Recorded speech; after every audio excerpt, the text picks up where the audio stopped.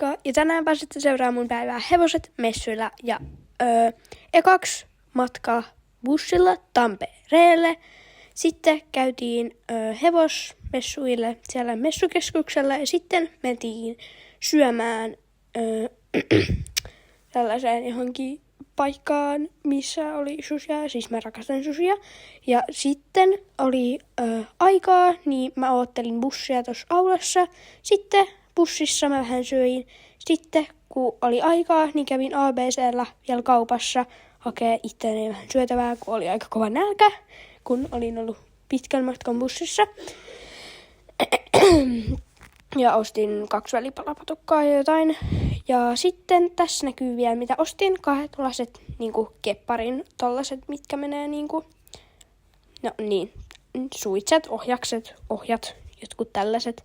Niin ostin tollaset ja tossa näkyy ne. Mutta moikka ja kiitti kun katsoitte tämän videon.